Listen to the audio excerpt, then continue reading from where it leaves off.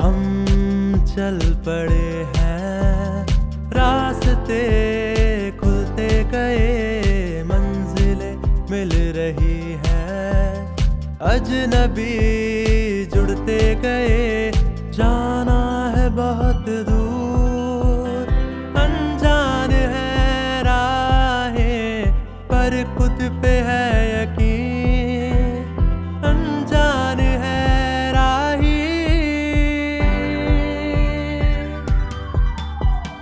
हम चल पड़े हैं, रास्ते खुलते गए, मंजिलें मिल रही हैं, अजनबी जुड़ते गए।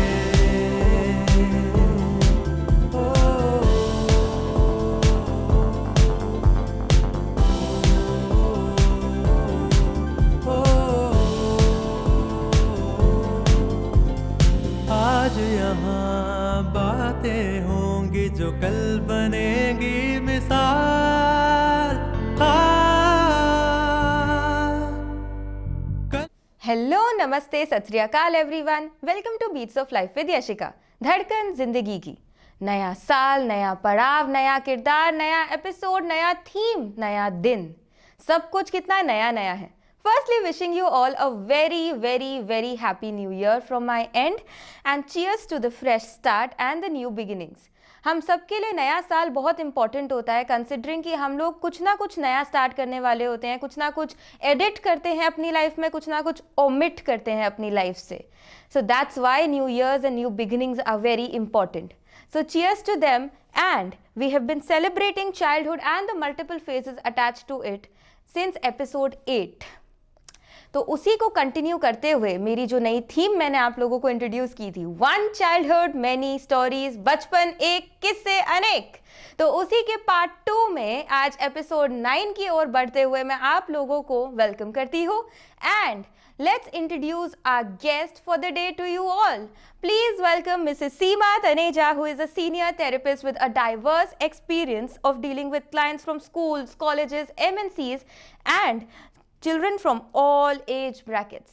Welcome to the show, ma'am. So, thank you, Yashika, for inviting me on this show. It's an honor and a pleasure to be talking about childhood, something that is just so close to my heart. Thank you very much. Welcome ma'am. बचपन हम सबके लिए special होता है, तो उन्हीं बचपन के किस्से कहानियों को आगे ले जाते हुए, ऑडियंस को ज़्यादा वेट ना कराते हुए, I will straight away go to my first question so that वो भी बचपन के किस्से कहानियों में कुछ खो सके. So as the title itself says, one childhood many stories, बचपन एक किस्से अनेक. तो बचपन एक ऐसा फेज होता है जब आप अपने मतलब बचपन अपने आप में ही फेजेस में डिवाइडेड है, मैं कह सकती हूँ. ये ऐसा फेज है जिसके खुद ही मल्टीपल फेजेस हैं. लाइक पहले एक स्टेज आती है जब आप छोटे होते हो, आप अपने ही लेंस से दुनिया को एक्सप्लोर कर रहे होते हो, then you develop senses, then you go up to teenage, then college. तो मतलब बचपन अपने आप में ही डिवाइडेड है. तो मतलब you are brave, fearless, unfiltered. Childhood is all about that innocence and that unfiltered attitude towards things की आपका पर्सपेक्टिव आपका अपना होता है. मतलब आप कुछ करने से पहले हार्डली सोचोगे भी नहीं. यू विल जस्ट से बाद में करने के बाद, अरे ऐसा भी नहीं करना था मैंने, अच्छा ओके जब बाद में आपको समझाएंगे you will just laugh out.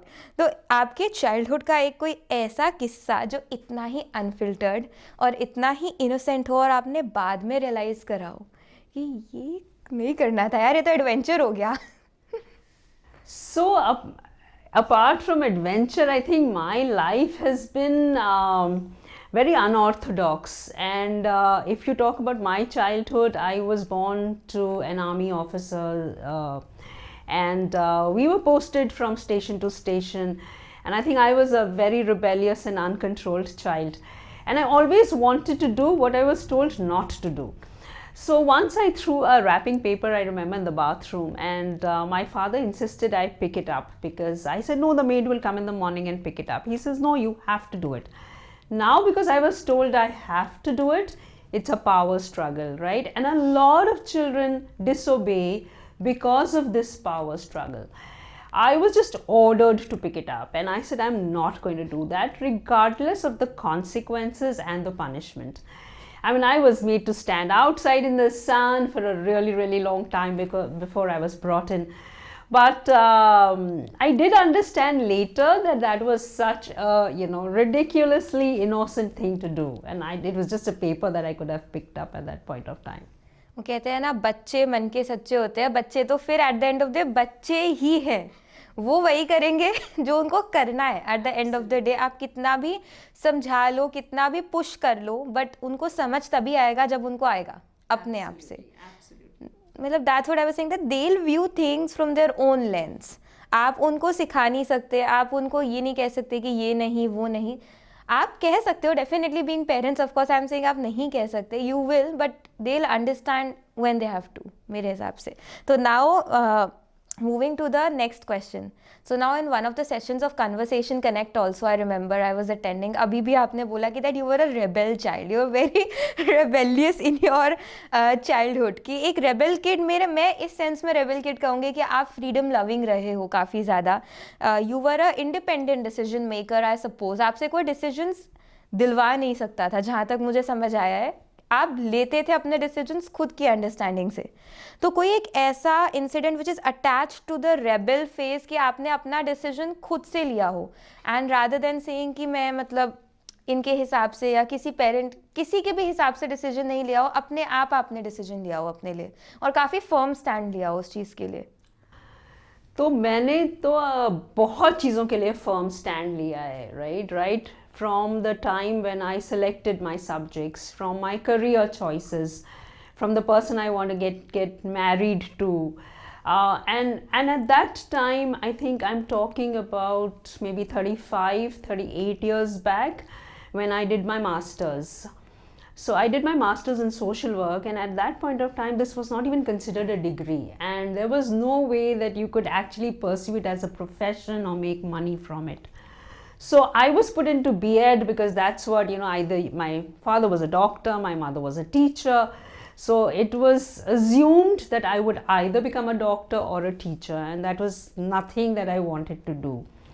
So I did actually run away from B.Ed. I attended 2 weeks of class, and then my MSW entrance exam result came out. And so I did. I think that was a huge decision that I took, to leave B.Ed and join MSW, and I do not regret it one bit. हम बच्चों को हमेशा कहते हैं, जैसे 11th-12th में एक ना बहुत बड़ा आपके ऊपर एक प्रेशर आ जाता है, स्ट्रीम सिलेक्शन. 10th से ही आई रिमेंबर, जब मैं 10th में थी, लाइक जस्ट 5-6 years बैक, बहुत पुरानी बात नहीं है जब मैं 10th में थी, अभी not a very long way back, but तब भी एक बहुत बड़ा स्टिग्मा अटैच था. ह्यूमैनिटीज़ ले रहे हो, आर्ट्स में जाओगे तुम. तो एक मतलब it was like not my parents, मेरे पेरेंट्स बहुत सपोर्टिव रहे हैं, बीइंग द सिंगल चाइल्ड, मैं उनकी बात नहीं कर रही. आई वाज रेफरिंग कि इट वाज मी वर्सेस मेरे रिश्तेदार.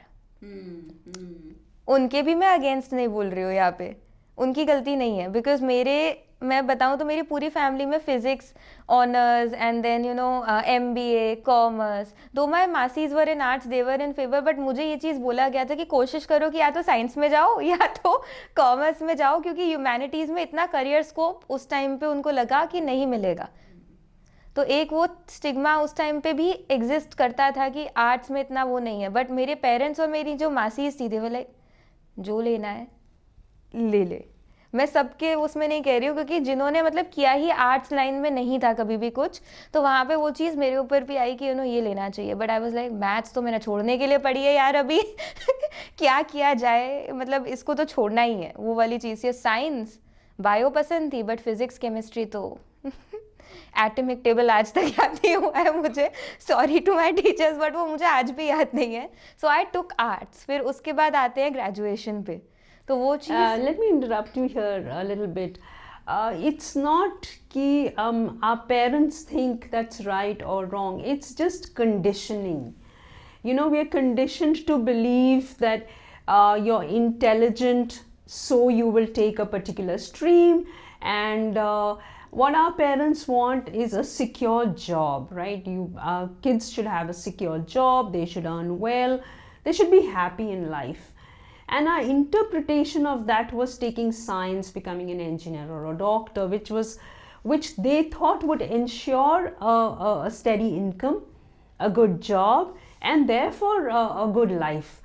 But over a period of time, there's so many fantastic professions that have amalgamated all subjects. Like if you take history, archaeology, geography, like the GPS, and people have really made so much good money and fantastic lifestyles out of doing any subject. So I'm sure now, over a period of time, parents have understood the dynamics of various subjects, and I'll give you a wonderful example. Nobody wanted their children to be chefs, right? And so I feel it's not the subject that you take, not the career that you take. It's how creative you are with the education that you have. Now, if you take the example of Sanjeev Kapoor, he was a chef when chefs were no celebrities. Nobody knew. But look at the way he worked on his profession, how creatively he designed it. Today he's a celebrity, and now we have n number of celebrity chefs. And everybody wants their child to be a chef, right? So it's not what you do, it's what you do with what you've done. And how creatively, how uniquely, how beautifully you can put it out into the world. So that is very important. So if we give our children that freedom to be able to utilize the education that they've had, I think it's wonderful where we can go with what we've learned. I totally agree with it because मुझे literature में जाना था starting से. I remember मैंने Mata Sundari college में admission ले लिया इन BA in history and pol science. But मैंने 3 महीने पढ़ा, वो समझ नहीं आया. मतलब समझ आया, आई नो, मतलब समझ नहीं आया वाली बात नहीं है, but I am not that. मैं ह्यूमैनिटीज़ पर्सन तो रही हूँ स्टार्टिंग से, but I was like okay, मैं इसमें मेरे पास थे वो सब्जेक्ट्स 11th-12th में, काफ़ी अच्छे भी स्कोर्स आते थे, बट इंटरेस्ट नहीं आया. मोर ओवर मैंने छोड़ दिया. एंड मैंने अम्बेडकर यूनिवर्सिटी में इंग्लिश ऑनर्स की सीट एक्सेप्ट कर ली. And then they were like कि लिटरेचर में, मतलब फिर एक क्वेश्चन अराइज होता है, लोग हमसे पूछ लेते हैं आके, अभी भी पूछ लेते हैं लोग कि यार भाई तुम लोग लिटरेचर में पढ़ते क्या हो. Like literature is a question minus the answer. मेरा ये जवाब था, I find answers, I create answers. मैंने एक किताब लिखी ड्यूरिंग ओवर द पीरियड. मैंने आपके पास वो किताब है भी बहुत प्राउडली. तो मैंने during the phase of Covid मैंने वही यूटिलाइज किया. मैंने एक किताब लिखी फिक्शन में, इश्क दा कलमा तू ही तू. So now the whole theme was about the true essence of love, not the Bollywood वाला प्यार जो हमने काफ़ी फैंसी कर रखा है. हमें काफ़ी अच्छा भी लगता है, नो डाउट, मुझे बहुत अच्छी लगती हैं वो स्टोरीज, बट वो प्यार मैंने इसमें डाला जो कि प्रैक्टिकल रियल लाइफ में हमको देखने को मिलता है. I have n number of examples of that प्यार कि जहाँ पार्टनर्स एक दूसरे को इन ट्रू सेंस सपोर्ट करते हैं. I've seen beautifully molded marriages जो काफ़ी बाद में इमर्ज हुई थी.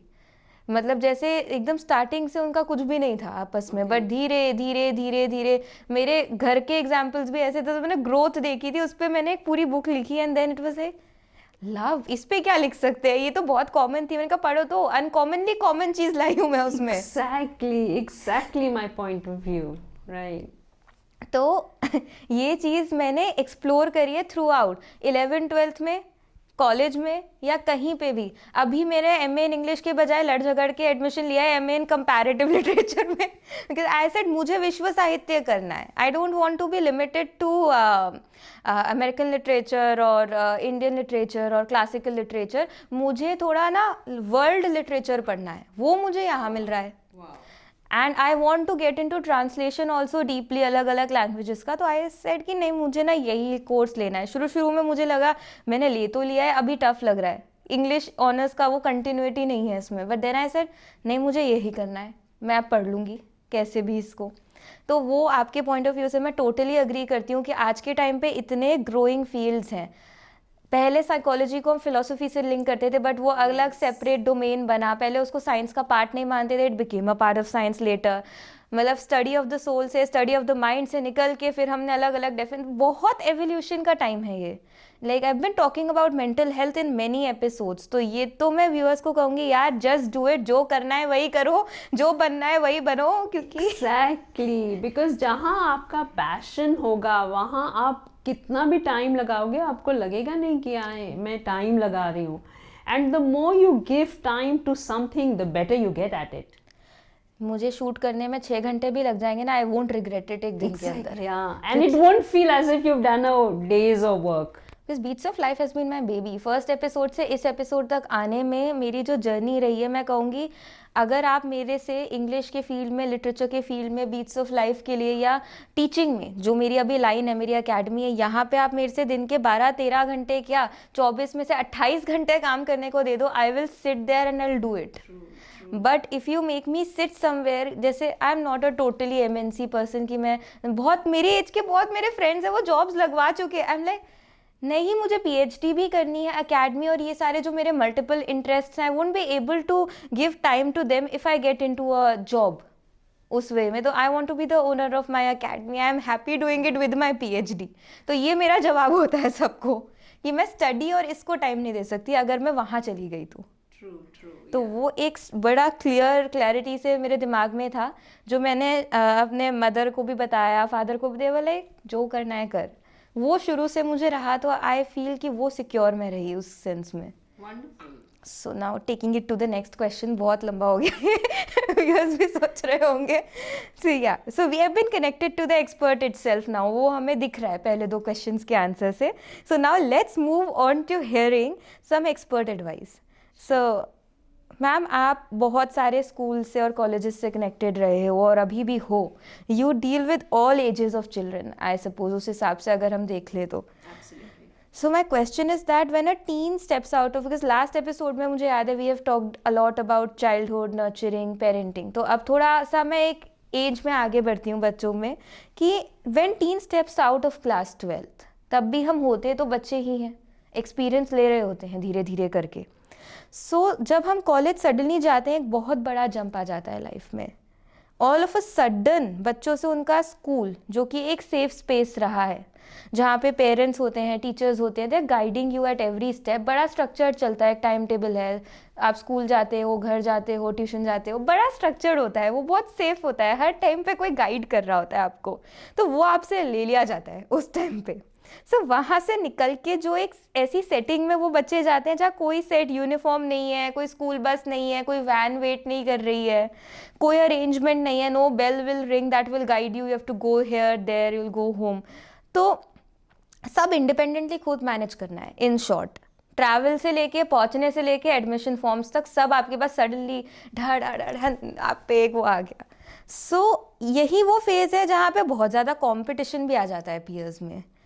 हम अपने फ्रेंड्स को उस टाइम पे एक तरीके से फ्रेंड्स की तरह देखने के बजाय ऐसे देखते हैं कि चिल करने चलते हैं, नो तेरे पास आईफोन है, मेरे पास एंड्रॉयड है. एक वो चीज़ भी आ जाती है बच्चों में. कॉलेज में इसकी इतनी CGPA बन रही है, मेरी इतनी CGPA बन रही है. दिस इंक्रीजेज मच मोर, एक कॉम्पिटिटिव वो आ जाता है पूरा ground.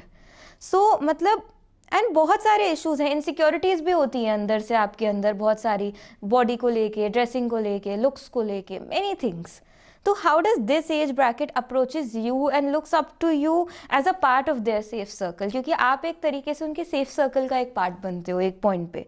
And what kind of issues do they bring and how do you deal with those issues. आप कैसे उनको सॉल्व करके देते हो इतने इनसिक्योरिटीज़ को, इतनी नई चीज़ों को जो आती हैं उनकी लाइफ में. It's a wonderful question, Yashika, and I'm so glad that you brought up this. I want to be a little more holistic about this age group. So when you've used the word sudden a lot, right, when you're asking me this question, suddenly this happens, suddenly this happens, suddenly, and I am, I feel very sad that suddenly, we have to use the word suddenly, because what happens is in school, we are not protecting children, we are overprotecting children. Okay, we are only looking at marks. We are looking at how many marks this person has got, how much grade, how have they done well, where have you. So if a child comes with a 95% marks, and the parent will say, where did you lose the 5%, and not celebrate the 95%, right? Now what is happening is that the focus on marks is taking away the focus on holistic development. When I say holistic development, our schools are doing amazing work as far as education is concerned. Now, what is the role of a parent? the role of a parent is to develop life skills in a child. When I talk of life skills, I talk about dealing with the environment and the dynamic and the complex environment. So basically, if you're looking at maybe stress management, decision making skills, problem solving skills, understanding yourself, self awareness, so that is interpersonal skills, intrapersonal skills. So if you're able to develop all these skills, when we actually get into college, nothing comes all of a sudden, because we've already, we've been able to handle competition, we've been able to handle conflict, we've been able to handle issues that bring us stress. So when we go to college, most of the kids who come to me are kids who have not been accepted for what they are. Unfortunately, God and nature is so beautiful that within minutes, seconds of birth, the umbilical cord is cut, right? And a separate entity is born with a mind of their own, a personality of their own, interest of their own. But what do we do as parents? We think that the child is an extension of us. We want to mold the child. We want to make it like a designer child. And in doing that, the kind of pressure we do, we don't let them nurture their abilities, their talents, their strengths, their weaknesses. And because of which, children, when they go to college and when they feel they're just left out in the open. And so then they don't know how to deal with conflict. They don't know how to deal with rejection. I'll give you a beautiful example. So there was one girl who was brought to me because she had self-harmed herself. Like she had cut herself on the wrists. And so we were talking to her. This was not college, but a little senior school level. So we spoke to her and she says, "No, ma'am, I love this boy who's in my class." So I said, "Okay." And the boy said that, "I'm not interested in being in a romantic relationship. I'm okay with just being a friend." So she says, "आज तक मेरे parents ने मुझे ना नहीं बोला, इस लड़के की कैसे हिम्मत हुई कि इसने मुझे ना बोल दिया."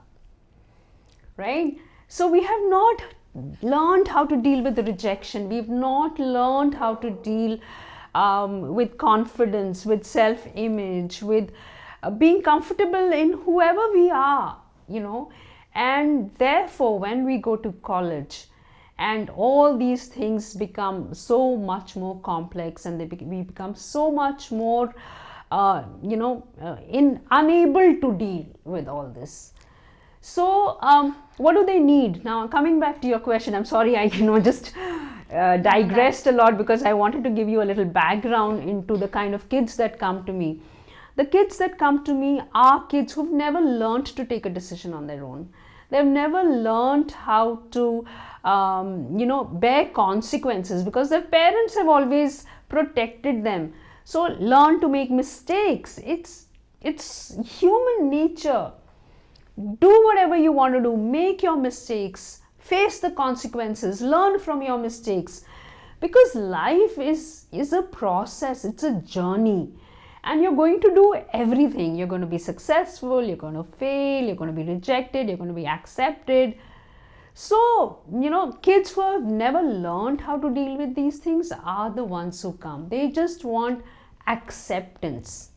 They just want acknowledgement, acceptance, love, that's all. Unconditional. That whatever you've done, it doesn't portray on the kind of person that you are. It's just human nature. That's all right. And I totally agree with you. And that's sad also somewhere. क्योंकि मतलब as a teacher मेरा अपना खुद का भी experience daily basis का बच्चों के साथ ही रहता है.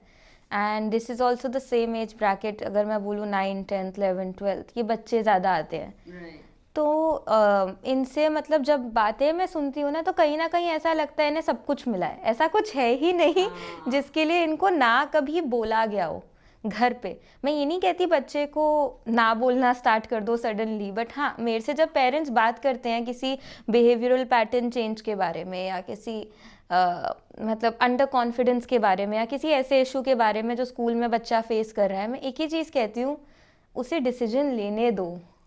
मेरा जवाब होता है वो अपना डिसीजन अगर नहीं लेना सीखेगा या सीखेगी, अगर आप ही हमेशा स्कूल पहुंच जाएंगे एब्सोल्युटली तो मैम वो कैसे एक्सेल कर सकता या सकती है। मेरा ये जवाब होता है, क्योंकि मैं मेरे से पूछते, मैंने कहा मेरा एग्जाम्पल ले लीजिए चाइल्डहुड का, तो मेरे पेरेंट्स हर बात को लेके स्कूल नहीं जाते थे या मुझे प्रोटेक्ट करने के लिए नहीं पहुंचते थे, बिकॉज मेरी स्कूल बस लगाई गई थी, वैन नहीं लगाई गई थी कि नहीं घर के सामने से नहीं करवाना चाहते हम इसको। बिकॉज मैंने कहा थोड़ा बिकॉज ना मैंने कहा मैम वो ये भी नहीं चूज कर पा रही है, आज मैं इस कलर का कपड़ा पहनूं या इस कलर का, एक जनरल चॉइस नहीं कर पा रहे हैं वो डेली बेसिस की। I was like school uniform छोड़ के मेरा कोई कपड़ा मेरी मदर ने प्रेस नहीं किया होगा मेरे लिए, टिल एज ऑफ कोर्स किया होगा जब छोटी थी, बट उसके बाद आई वॉज लेफ्ट। मैंने कहा कि अब आप मेरा एग्जाम्पल भी छोड़ दीजिए। मैंने उनको बोला कि चलिए हम आते हैं कि नॉर्मल बच्चों का एक पैटर्न, अगर मैं उनसे जब डिस्कस करने जाती हूँ कि मैं साइकोलॉजी स्टूडेंट भी रही हूँ, I have done internships with Fortis, मैंने कहा अगर आप एक एक्सपर्ट उससे पूछेंगे तो भी मैं सेम आंसर आपको दूंगी, एक अलग एग्जाम्पल के साथ दूंगी कि आजकल बच्चे सुसाइडल हो जाते हैं, देयर आर मेनी थिंग्स, इस वजह से जो रेपरकशंस हो जाते हैं इन चीज़ों के। I was just I try to explain this every day. मैं कहूँगी ये एपिसोड आप ज़रूर देखिए, आपका पॉइंट ऑफ व्यू भी एक इस चीज़ में जाएगा कि जब आप मेरे पास ऐसी कोई कंप्लेन घर की लेके आते हो तो मैं आपको यही समझाने की कोशिश करती हूँ कि लेट देम चूज, छोटी छोटी चीज़ों से आप सिलेक्ट कीजिए। मैंने कहा let them face the consequences, तभी रेजिलियंस बढ़ेगी। हम रेजिलियंस नहीं बढ़ा रहे आजकल, बच्चों में बहुत वल्नरेबल हो रहे हैं, छोटी छोटी चीज़ पे दे ब्रेक। डिप्रेशन, एंग्जाइटी हर स्मॉल चीज़ पे हो जाती है बिकॉज वो रेजिलियंस नहीं सीख रहे, एंड एज पेरेंट्स हम नहीं सिखा रहे, हम उनको कॉन्सिक्वेंसेस नहीं फेस करने दे रहे, which is really sad. And actual में ये होता है, बच्चा अगर हल्का सा गिर जाता है या हल्की सी लग भी जाती है तो वो मतलब वो सीधा सीधा मम्मा के पास चले जाएंगे आजकल। And I am not saying it's wrong, again मैं नहीं कह रही गलत नहीं है, मतलब एक पॉइंट पे मैं कहती हूँ कि एक पॉइंट पे खुला छोड़ के भी देखना चाहिए कि एटलीस्ट मतलब छोटे छोटे डिसीजंस, मैं कहती हूँ इंडिपेंडेंट डिसीजन मेकर्स बनाओ, उसकी बहुत कमी है। क्योंकि नॉर्मल, जैसे मैं कहती हूँ डेली बेसिस की चॉइसेस भी हम बच्चों को खुद नहीं लेने देते आजकल, चाहे फिर वो उनके नॉर्मल ड्रेसेस लेके आना हो या नॉर्मल उनको कि आज स्कूल जाना है या नहीं जाना है, होमवर्क क्या मिला है, या जनरल चीज़ें। बिकॉज आजकल के बच्चों का एक बिहेवियरल पैटर्न बड़ा कॉमन हो गया है, जो आप कह रहे हो anxiety, depression, they are like you know they feel that we are caged somehow, they feel कि हर छोटी छोटी चीज़ के लिए भी, और एक्चुअल में बच्चे की गलती नहीं है, वो डिपेंडेंट हो गया है, वो हमने डिपेंडेंसी बना दी है। मैं ये कहती हूँ कि थोड़ा बहुत आना जाना, अपने लिए खुद चूज़ करना, कुछ चीज़ें उनको करने दें मेरे हिसाब से, उससे धीरे धीरे करके बड़ी बड़ी चीज़ों के डिसीजन लेने में वो काबिल बनेगा। ऑल्सो कॉन्सिक्वेंसेस फेस करने के काबिल बनेगा, बिकॉज हर चीज़ का कॉन्सिक्वेंस हमारी हमारी तरह नहीं जाता जैसा हम सोचते हैं, कभी कभी उससे उल्टा भी होता है, कभी कभी उससे बेटर भी होता है। तो we should be able to deal and balance the good and the bad and the ugly in life. That is what we need today's children to learn. Because एक इनसिक्योरिटी है बच्चों में, एक फियर ऑफ फेलियर इतना आ गया है ना कि उसको वो डील नहीं कर पा रहे। मतलब this can go on and on, I think. So let's move to the, like, since I have a time constraint, so let's move to the next question.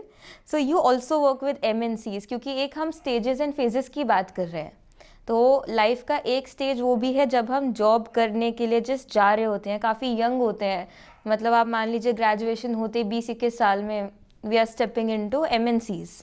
तो वो एक कम्प्लीटली डिफरेंट सेटअप है जहाँ पे कम्प्लीटली डिफरेंट प्रॉब्लम्स भी आएंगे, जो professional problems होंगे, वर्क रिलेटेड होंगे, उसी एनवायरनमेंट से रिलेटेड होंगे। So any one thing that you might like to share जो यंगस्टर्स के लिए मीनिंगफुल हो सके, एक ऐसी एडवाइस जो एक नए सेटअप में, एक MNC या एक कंपनी के सेटअप में उनके लिए हेल्पफुल हो। सो बेसिकली जो मैं ज़्यादातर प्रॉब्लम MNC में यंगस्टर्स में देख रही हूँ, they can not deal with the pressure. Okay, first they cannot deal with the pressure, second they cannot deal with different personalities in a team, they cannot deal with conflict, they cannot deal with things that are not going their way. Because like you said, we are so used to things going our way. So when the boss is somebody who doesn't understand me, my colleagues misinterpret what I'm saying. So I have not built resilience, I have not built conflict management, I have not built stress management, I have not learned how to modify my time, my communication. We need to teach our children communication skills, like what is assertive communication, what is passive communication, what is aggressive communication. We actually oscillate between passive and aggressive, and we've seen our parents and teachers also either be passive or aggressive. So we haven't taught them skills that will help them navigate the complexity of a workplace and an MNC.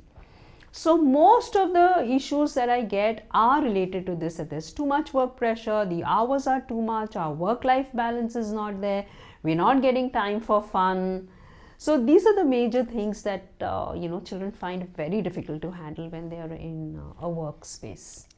एक connecting इससे question भी आता है, because I somewhere down the line feel कि चीज़ें start हमारे school से हो जाती हैं. जैसे 11th-12th आती है, फिर उसके बाद हम कॉलेज जाते हैं. तो हर जगह हमें ये तो सिखाया जा रहा है कि CBSE एग्ज़ाम में या ICSE एग्ज़ाम में या which ever board it is, उसमें अच्छे नंबर कैसे लाने हैं. पर कहीं ना कहीं इवन कॉलेज यूनिवर्सिटी एग्जाम में भी हम यही सीख रहे हैं कि अच्छे नंबर कैसे लाने हैं, मेरिट पे एडमिशन कैसे मिलेगी, कम्पिटिटिव एग्जाम्स कैसे क्लियर होंगे. कितने आते हैं आजकल, JEE, IIT, CBSE एग्जाम्स हैं. अब स्टार्टिंग से आप एग्ज़ाम ही दे रहे हो, CUET दे रहे हो, कभी आप कोई एग्ज़ाम दे रहे हो. तो हम ये तो सीख जाते हैं कि इस एग्ज़ाम का पैटर्न क्या होगा, क्वेश्चंस कैसे आएंगे, मार्क्स कैसे आएंगे, बट इंटरव्यू कैसे देंगे कभी किसी ने नहीं सिखाया जाके. तो आई डोंट नो मैं किस दिशा में जा रही हूँ, करेक्ट है या नहीं है, बट कहीं ना कहीं मुझे ऐसा लगता है कि एक वो वॉइड कांस्टेंट है कि हमने हर जगह ये सीखा पेपर पैटर्न्स कैसे होंगे. हम वो अटेम्प्ट भी कर लेते हैं, बट जब आता है ना एक लास्ट स्टेप आता है, इंटरव्यू कैसे देना है, वहाँ जाके हमारे हाथ ठंडे पड़ जाते हैं.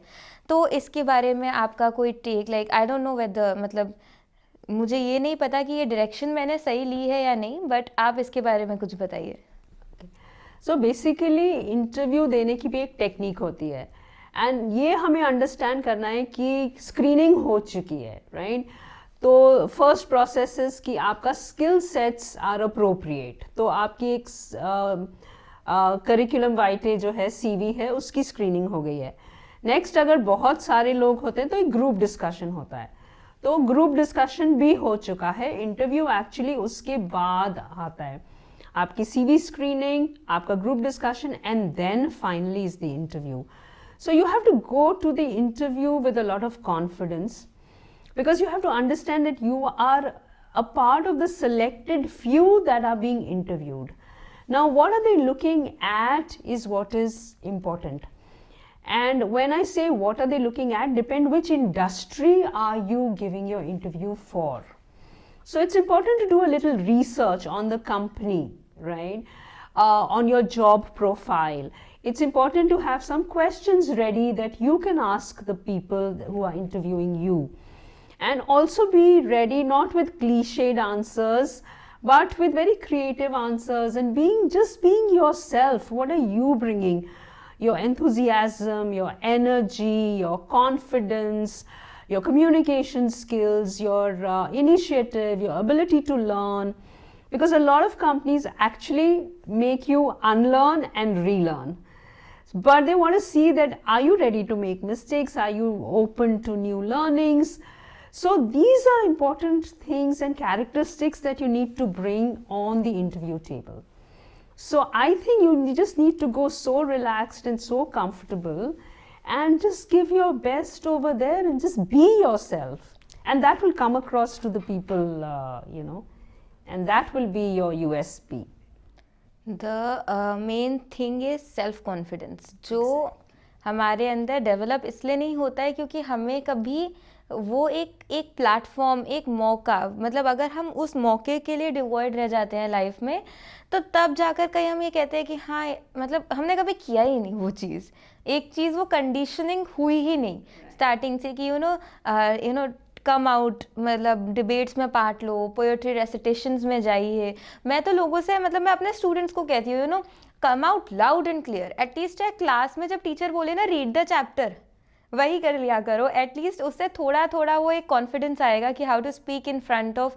आई एम नॉट सेइंग कि आप रोज जाके 30-40 लोगों के सामने बोलना शुरू कर दो, बट आई वुड रादर से कि एटलीस्ट कुछ थोड़ा थोड़ा एक्शन से. हाँ, but Yashika, again I will interrupt you here कि बच्चे डरते क्यों हैं? हम कॉन्फिडेंस तो कहाँ से आता है?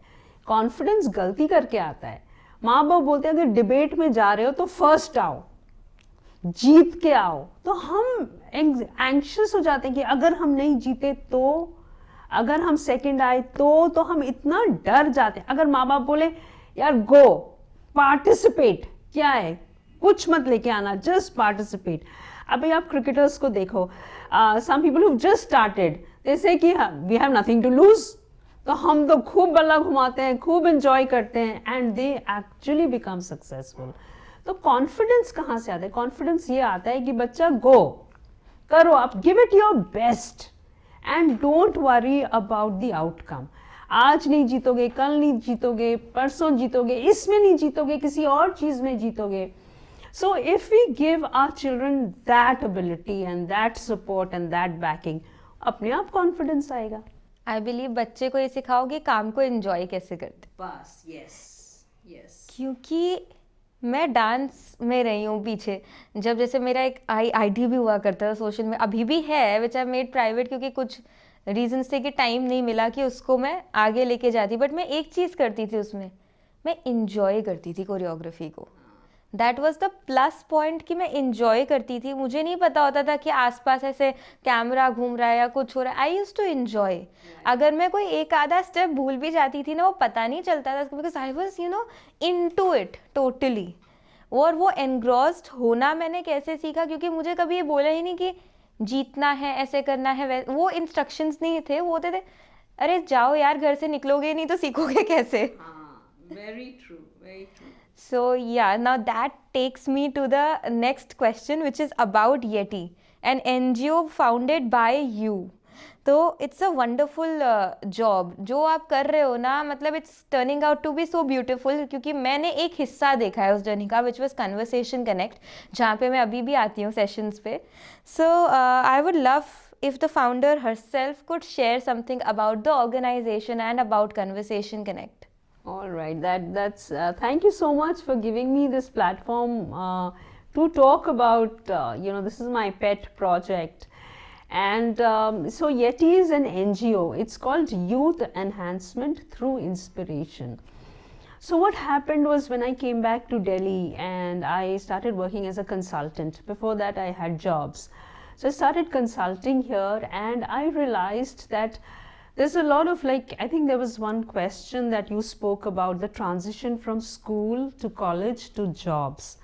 And I found a lot of children from the slums, because I stay in Delhi, a certain part of Delhi.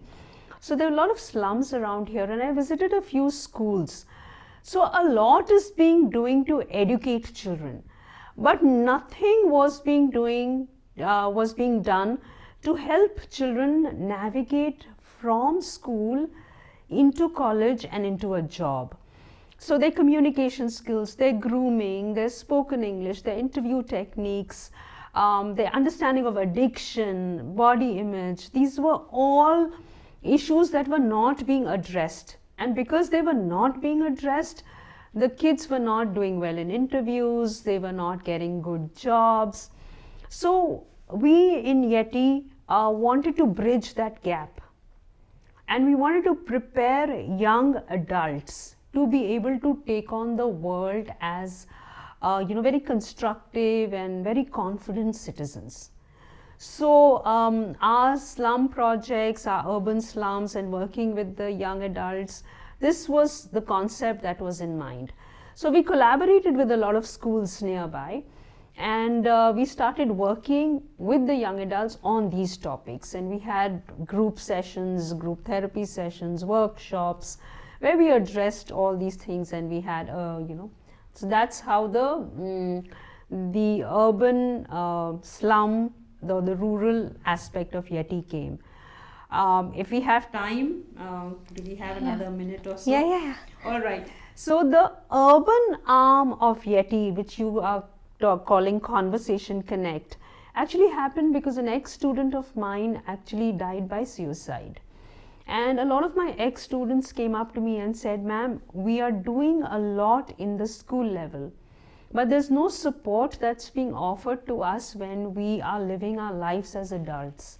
So what are we doing for our ex-students or kids or children that we were already working with? And that set me thinking that not everybody needs therapy. People need to talk, people need catharsis, people need to vent their feelings somewhere. So then we took out a questionnaire and we got about 800, 900 responses. And in that questionnaire, the highlight was that there are no safe spaces for people to come together and talk about issues.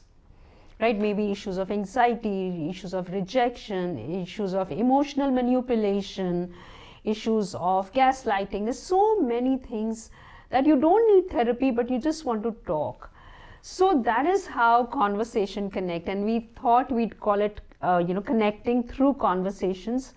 We have a concept where we sit in a circle and there is no hierarchy, but there are just a few therapists who then navigate the entire process, and we have a format and we go through that through activities, through group discussions, through conversations, and I think it has been a little successful. So I'm kind of proud of that.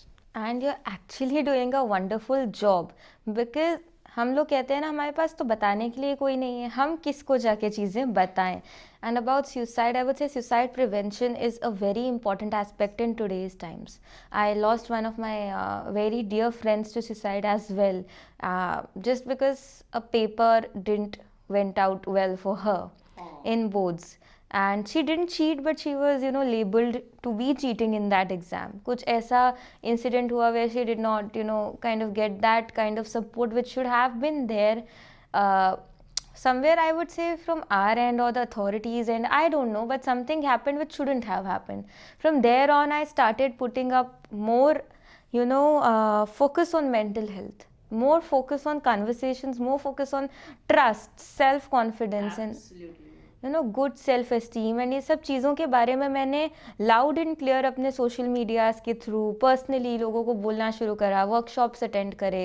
I did a lot after that, because मुझे लगा कि एक इस पे focus बहुत ज़्यादा जाना चाहिए कि यार कोई नहीं है तो खुद पर ही ट्रस्ट करना हमको आना चाहिए कहीं ना कहीं, कि हमने तो नहीं किया था ना, गलत तो नहीं किया था, खड़े रहो फर्म स्टैंड पे.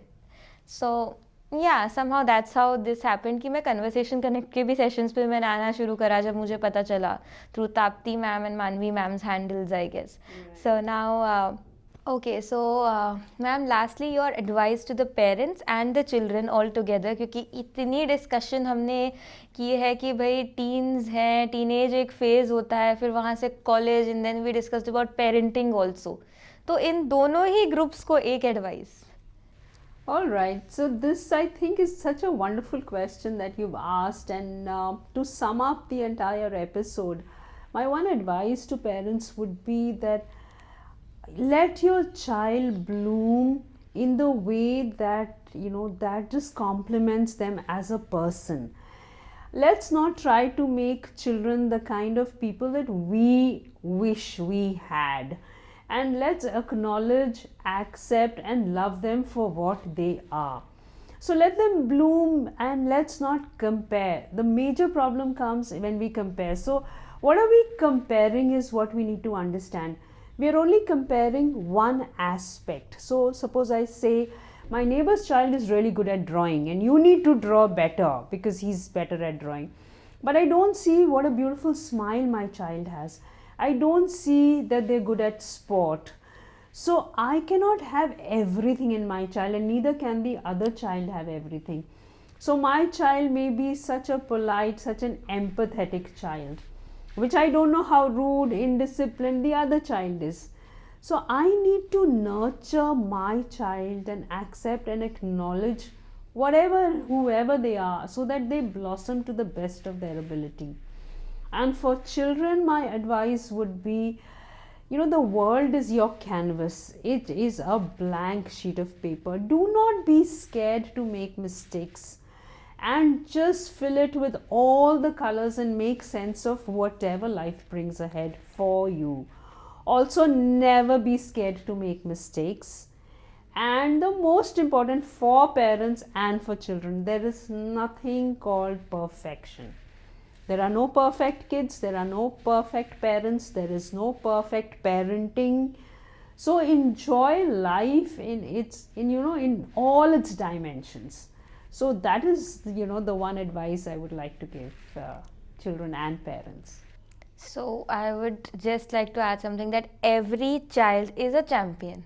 Absolutely. क्योंकि हर बच्चा अपने आप में ही इम्परफेक्ट भी है, अपने आप में ही परफेक्ट भी है, क्योंकि उनकी इम्परफेक्शन ही उनकी परफेक्शन है. और आपकी भी, मतलब मैं यही कहूँगी कि हर एक इंसान ना एक तरीके से मोल्डेड होता है ना. हर एक इंसान अलग है, उनका पर्सपेक्टिव, सोच, उनका मतलब मैं कह सकती हूँ कि मैं अपने आप को आज के डेट में भी नहीं कहूँगी कि मैं परफेक्ट टीचर हूँ, या मैं परफेक्ट इंटरव्यूअर हूँ, और मैं कभी भी ये परफेक्ट वर्ड नहीं यूज़ करती, क्योंकि ना मैं कहती हूँ दुनिया एक शून्य है, एक शून्य में ही सब कुछ समाया हुआ है, और उसी शून्य में ही आप भी समाये हुए हो, हम भी समाये हुए हैं, क्योंकि सब लोग एक तरीके से इम्परफेक्टली परफेक्ट हैं. The world is within the person and the person is within the world and there is nothing beyond that. तो ये चीज़ मैं एक कंक्लूडिंग स्टेटमेंट अपने एंड पे दूंगी कि हर कोई अपने आप में ही एक मास्टरपीस है. So beautifully said, Yashika. Beautifully said. Yes, absolutely. तो अब बढ़ते हैं मेरे इस पूरे बीट्स ऑफ लाइफ के एपिसोड के एक दिल से दिल तक वाले मूवमेंट पर, जिसको मैं कहती हूँ कि हम धड़कनों की बात करते हैं, हम धड़कनें पकड़ने में बिलीव करते हैं और आपके दिल में बसने में बिलीव करते हैं. तो ये एक वो वाला एलिमेंट है मेरे शो का. So let's move on to that now before I conclude it officially. ये बातें लिखेंगे किसी का सफर, करना है कुछ ऐसा जिसके रह. आजकल मेरे लिए एंड ऑफ एपिसोड रिमार्क्स जो होते हैं ना बड़े कॉम्प्लिकेटेड हो जाते हैं, मैं सच बताऊं आप लोगों को तो, क्योंकि मेरा ये जो एपिसोड है it was wholesome in itself.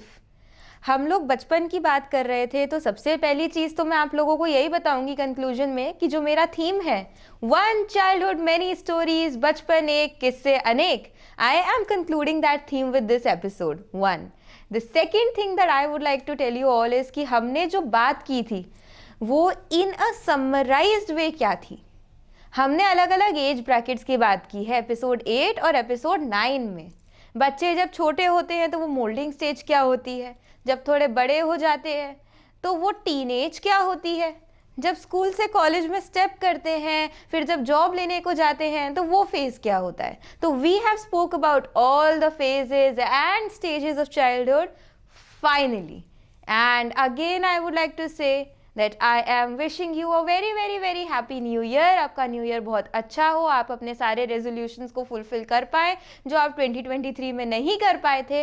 और उसके बाद मैं आपसे मिलूंगी एक नई कहानी, एक नए किस्से, एक नए किरदार के साथ एपिसोड नंबर 10 में. तब तक please like, share and subscribe to my channel.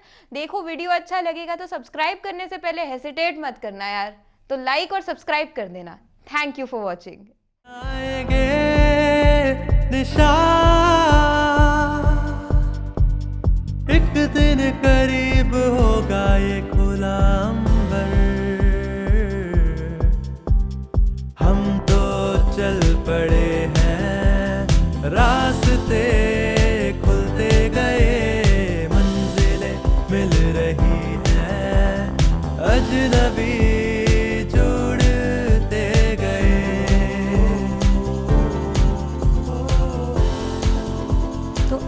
चलते हैं जिंदगी की कुछ कही अनकही कहानियों के सफर पर. धड़कन जिंदगी की beats of life with Yashika.